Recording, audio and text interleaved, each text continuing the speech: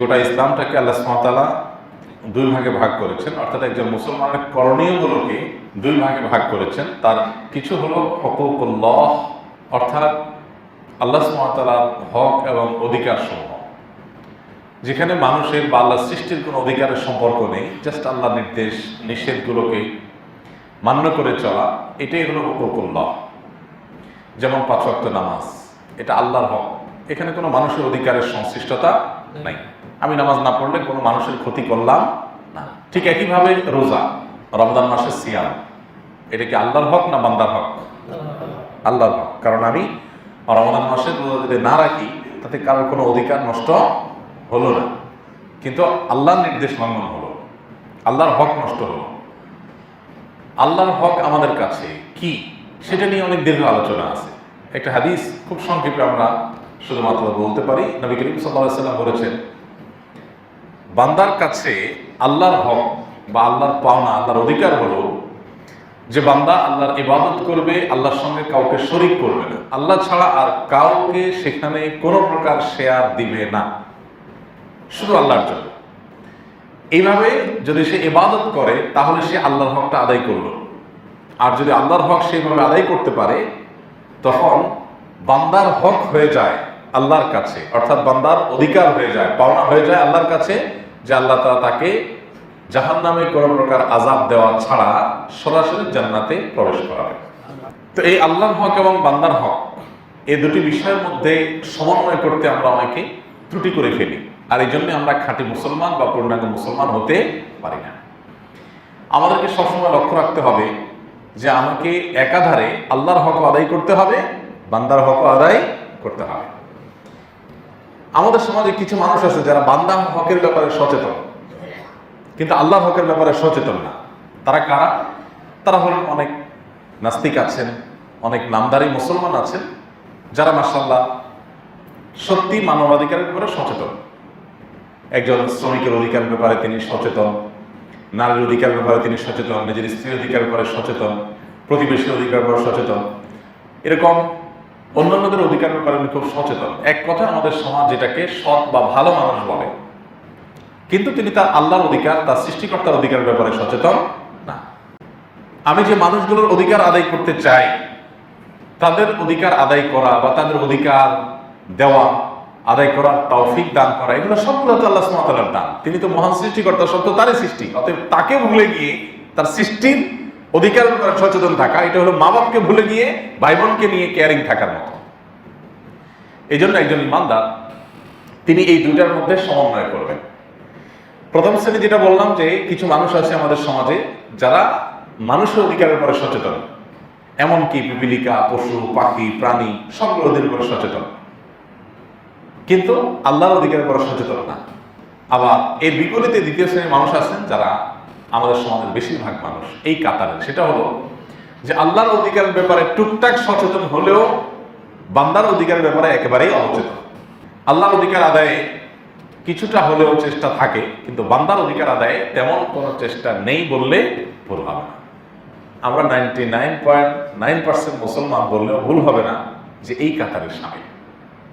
আল্লাহ সুবহানাহু ওয়া তাআলা কোরআনে তার অধিকারগুলোর ব্যাপারে এত খুলে খুলে বলেন নাই। তাওহীদের ব্যাপারটা বলেছেন, সেটা ভিন্ন।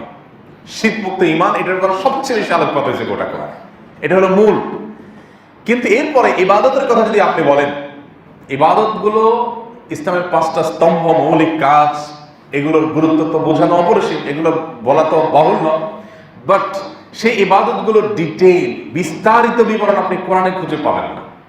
সংক্ষেপে সংক্ষেপে বলা আছে, বিস্তারিত ব্যাখ্যা আছে নবী সাল্লাল্লাহু আলাইহি ওয়াসাল্লামের হাদিসে, কিন্তু বান্দার হক সংশ্লিষ্ট বিষয়গুলো তুলনামূলকভাবে কোরআনে অনেক বেশি খুলে খুলে আল্লাহ সুবহানাহু ওয়া তাআলা বলেছেন। সেগুলো নবী সাল্লাল্লাহু আলাইহি ওয়াসাল্লামের জন্য রেখেছেন, কিন্তু এত বেশি রাখেন নাই, তিনি নিজেই অনেক কিছু বলে দিয়েছেন। তো এই জন্য বান্দার হকের ব্যাপারে সচেতনতা ছাড়া কখনো আমরা ভালো মুসলমান হওয়ার কোনো সুযোগ নাই। কথা একেবারেই পরিষ্কার। আল্লাহ সুবহানাহু ওয়া তাআলা দেখবেন না আপনি নামাজ কত বেশি নিয়ে আসছেন। হ্যাঁ, 5 ওয়াক্ত নামাজ এটা তো মৌলিক, পড়তেই হবে ম্যান্ডেটরি, এটা দেখবেন। এরপর আপনি নফল নামাজ যদি নাও পড়েন, আল্লাহর কাছে জবাব দিতে নাই, কিন্তু আল্লাহ দেখবেন আপনি আপনার প্রতিবেশীকে কষ্ট দিয়েছেন কিনা। আল্লাহ দেখবেন আপনার মা বাবার প্রতি যে দায়িত্ব, সেটা আদায় করতে আপনি কোনো ত্রুটি করেছেন কিনা। আল্লাহ দেখবেন আপনার ভাই বোনের সাথে আপনার সম্পর্কটা কেমন ছিল। আল্লাহ সুবহানাহু ওয়া তাআলা দেখবেন আপনি যে সমাজে বসবাস করেন সেই সমাজে নানা বিষয় নিয়ে আপনি কার কার সমালোচনা কি পরিমাণ করেছেন, কার কার চরিত্র হনন করেছেন, কার কার অধিকার নষ্ট করেছেন, কোন মুরব্বী আপনার বয়সে বড় তাকে অসম্মান করেছেন, কে বয়সে ছোট তাকে আপনি স্নেহ না করে অনাদর করে তাকে আপনি যাতা আচরণ করেছেন, আপনি কি কি কাজ করেছেন, এগুলো হলো আপনার আমলনামার অন্যতম গুরুত্বপূর্ণ বিষয়। একটা হাদিস আমরা এর আগে আপনাদেরকে বারবার শুনিয়েছি। প্রিয় নবী সাল্লাল্লাহু আলাইহি ওয়াসাল্লামের এই হাদিসটি আমাদের প্রত্যেকের প্রতি মুহূর্তে মাথায় থাকা উচিত। আদ-দাওয়ামিন ইনদাল্লাহি সালাসা। কিয়ামতের ময়দানে আল্লাহ সুবহানাহু ওয়া তাআলার কাছে তিন ধরনের মামলা উঠবে বান্দার সব মামলাগুলোকে এখানে ভাগ করা হয়েছে তিনটা। দেওয়ানুল লা ইয়াগফিরুল্লাহু মিনহু শাইআ, এক ধরনের মামলা থাকবে যেগুলো কোনো ক্ষমা হবে না, অর্থাৎ সেগুলো শুনানিই হবে না, কারণ এটা ক্ষমার অযোগ্য। সেগুলার শুনানি যে হ্যাঁ তুমি কেন করছো, বান্দা বলবে আল্লাহ আমি না বুঝা করে ফেলছি, আমাকে এখন মাফ করে দেন, আচ্ছা ঠিক আছে যাও মাফ, এরকম কোনো অপশন নাই। সেগুলো শুনানিই হবে না, ওই মামলার কোনো শুনানি আল্লাহ তাআলা করবেন না, অর্থাৎ বিনা শুনানিতে সেগুলো ক্ষমার যোগ্য। সেগুলো কোনগুলো? আল্লাহর সঙ্গে শিরক সাব্যস্ত করা, শরীক করা, নানাভাবে আমরা আল্লাহর সাথে শরীক করি, নানাভাবে। দ্বিতীয়ত যে মামলা বিচার হবে কিয়ামতের ময়দানে, সেটা হলো বান্দা তার নিজের মতো নিজে জুলুম করেছে, একটা গুনাহ করে ফেলেছে, একটা অন্যায় করে ফেলেছে শয়তান প্ররোচনা করে। এগুলো যদি বান্দা আল্লাহ সুবহানাহু ওয়া তাআলার কাছে মাফ চাইতে পারে, সেরকম চোখের পানি ফেলে আল্লাহ সুবহানাহু ওয়া তাআলা চাইলে মাফ করেও দিতে পারে। আর তিন নম্বর হলো বান্দা পরস্পর যে অধিকার নষ্ট করেছে, মানুষের অধিকার নষ্ট করেছে, এইগুলো আল্লাহ সুবহানাহু ওয়া তাআলা মাফ করবেন না। এগুলো আল্লাহ সুবহানাহু ওয়া তাআলা যার অধিকার নষ্ট করেছেন তার উপর ন্যস্ত করবেন, যে সে যদি মাফ করে ওকে, আমি কিন্তু এটা মাফ করবো না, এটা আমার হিসাব না, ইস্যু তার। এই জন্য ইমানদারের কাছে বান্দার হকের বিষয়টা অত্যন্ত গুরুত্বপূর্ণ। আল্লাহর হক যদি একটু এদিক সেদিক হয়েও যায় তো আল্লাহর কাছে মাপটা চেয়ে পার পাওয়ার রাস্তাটা ওপেন আছে। কিন্তু বান্দার হক যদি মাপ নষ্ট হয়, ওটা আল্লাহ তাআলা মাফ করবেন না, আল্লাহর কাছে মাপ চাইলেও মাফ হবে না, ওটা মাপ চাইতে হবে বান্দার কাছ থেকে। আর কিয়ামতের ময়দানে বান্দা কখনো কেউ কাউকে সাধারণত মাফ করবেন না, সবাই সেদিন যার যার দিকে বসতে হবে। এটা একটা ইন্টারেস্টিং বিষয়, খেয়াল করবেন আপনারা। ইসলামের বিচার ব্যবস্থায় যে দণ্ডবিধি আছে, একটু লক্ষ্য করলে দেখবেন আল্লাহর হক নষ্টের কারণে কোনো দণ্ড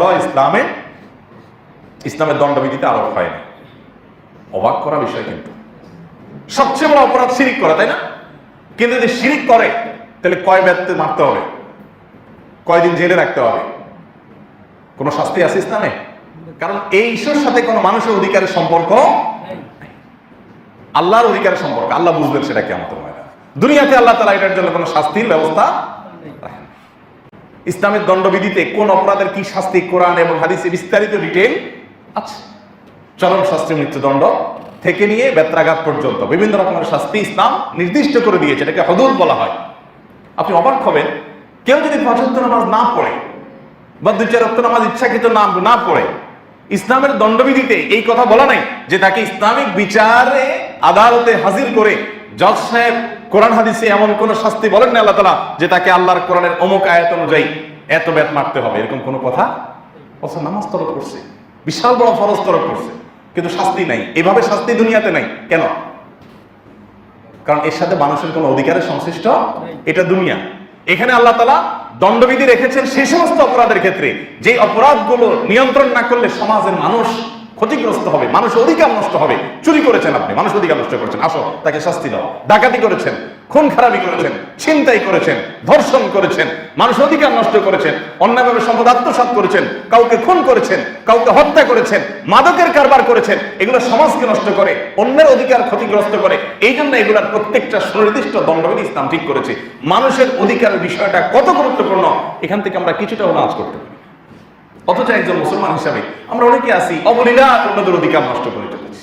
আমাদের এখন দাড়ি লম্বা আছে, জুব্বাও লম্বা আছে, টুপিও মাশাআল্লাহ ঠিক আছে, দরকার উপরে পাগড়ি টুপিও আছে, সবই আছে, নামাজও পড়ি, মাগার আইল ঠেলা, রাস্তার 1 বিঘা জায়গা দখল করে ফেলা, গাড়িটা নামার জন্য 1 বিঘা জায়গা নিয়ে এলাম, কে বলবে আমার কিছু, আমি এলাকার প্রভাবশালী মানুষ, আর বললো ম্যানেজ করে ফেলবো। এগুলো আমার মধ্যে আসে না নাই? ভাইরা আমার, ইমানদারের টাকার খুব প্রয়োজন, কিন্তু হালাল টাকা, হারাম টাকা 1 পয়সারও প্রয়োজন।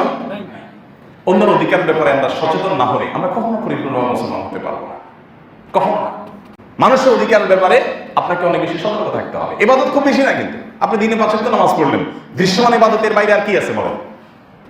কিন্তু আপনাকে বাজারে যাচ্ছেন, মানুষের অধিকার, কাস্টমার, ক্লায়েন্ট, দোকানদার, সরকার, দেশের মানুষ, রাস্তার পথচারী, তারও অধিকার আছে, আছে না নেই?